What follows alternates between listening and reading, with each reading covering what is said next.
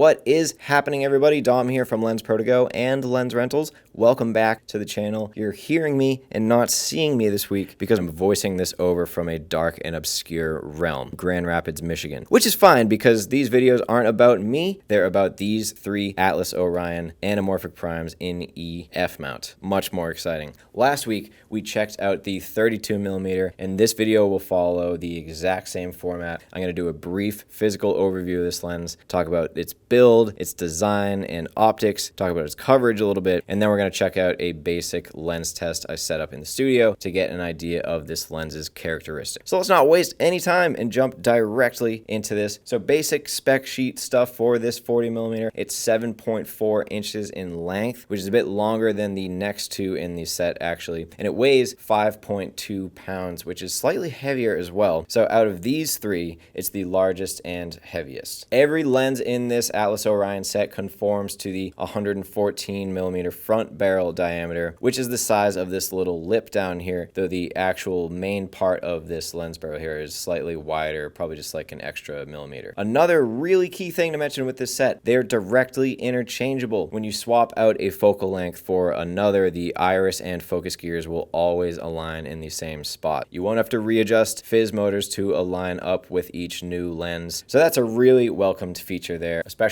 for that price tag. Every lens in this set also has a T2 to T16 diaphragm that's constructed of 14 aperture blades, and the 40 and 65mm diaphragms appear to be actually really close to the rear element there. Each of these lenses in this set are the full 2x stretch factor anamorphic. There are none that stray from that at all, and they all have an illumination circle of 31mm. As for coverage, on Atlas's website, they list that this 40mm covers the Arri Alexa sensor in the 4x3 anamorphic mode and covers the Red Monstro 8K sensor in its 6x5 anamorphic mode. Although I tested these lenses on the Red Komodo's 6K 2x anamorphic mode, which does use slightly less of that area, but not really by much. Before we get to those tests though, I just wanted to note a few of the design and build choices of this 40mm. Every Atlas lens follows this build, starts with a beefy metallic lens mount down here, which is interchangeable with PL mount as well. And then it's immediately this aperture ring, and then this little flat area with like a top facing focal length and Orion series decal. And then there's a little step up to the focus gear, and then a much larger step up in diameter, which brings us to those lens markings in the main part of the barrel. They make these lenses in imperial and metric versions. You'll see I have the imperial with those feet markings, and they wrap like 3/4 the way around this lens barrel. And on the right side of the lens, it has these same markings but facing right side up, and you see those from this little cutout window that's built into the barrel. After that, it's just straight lens barrel to the end of the lens, again with that top facing logo and then the lens info on each side, that thin orange ring near the end, and then that tiny little step down which I mentioned that's just for like the last ½ inch, which drops it down to the 114mm barrel diameter. These Atlas Orions are not front anamorphics. There are spherical elements at the front element, and here you can see those cylindrical elements that give us that anamorphic stretch that are like set more into the barrel a little bit here. And you can also notice how those elements specifically have that nice royal blue coating. Lastly, just a few design notes. Have you seen by now they stuck with like an orange and white colorway for the set with the focal lengths and large Atlas lens coat in white there, with some lettering on the barrel in like this deeper blood orange, and then everything else that's orange is in like this like lighter orange. Now let's talk about the stuff that matters. We're going to check out the quick characteristic test I set up for this 40mm so we can see what's up with this thing. So here I have Kyle in the stunner shades. He had a wild night last night. He's 5 feet away from the sensor plane. The background is 13 feet away, and I have an object in the foreground at this lens's close focus distance, which is exactly 2 feet. Also near the background is a little Felix light with a full CTB gel on it. The flare from this lens is going to be blue anyways.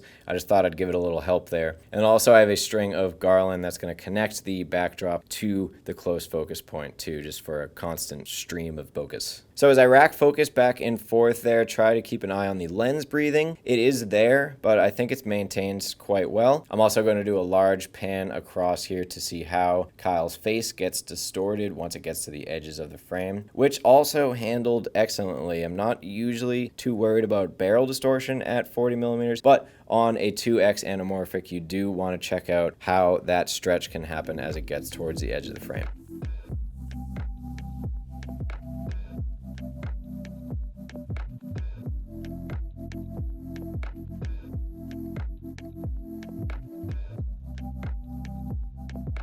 I'm going to do the same pan at close focus, and this is a good time to check out the bokeh / out of focus area in this image, as well as the lens flare from that Felix light.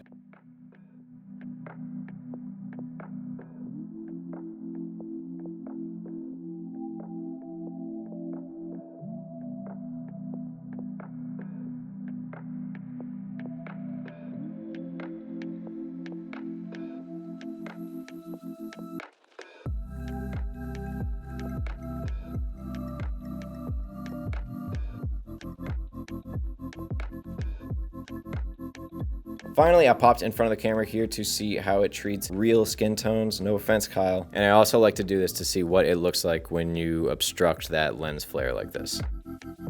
All right, here's all that same stuff, but now we're gonna do it in a much more practical T4, where the last test was wide open T2. And at T4, you should notice things getting considerably sharper. That decreased depth of field, things are gonna pop out a little bit less. And especially at close focus, you'll surely notice how all those bokehs are going to get a lot smaller here at T4 and a lot more tame.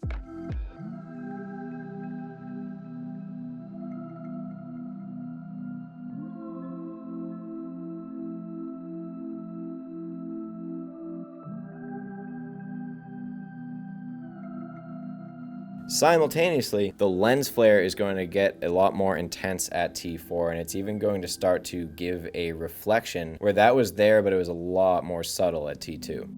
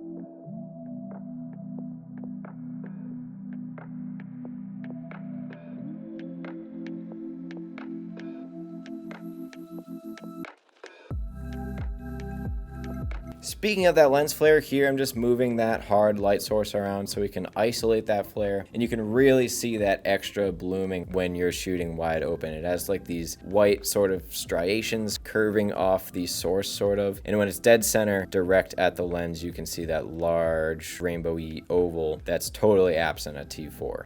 And finally here, I'm just going to toggle between T2 and T2.8 for a sec to see how that characteristic changes in and out of wide open. Mainly it's really just those extra flares that you get, but also look at the bokehs and how they're a lot less likely to get pointy and cat eye-ish and find a much more round shape at T2.8. And here I just went through the whole aperture range of this lens.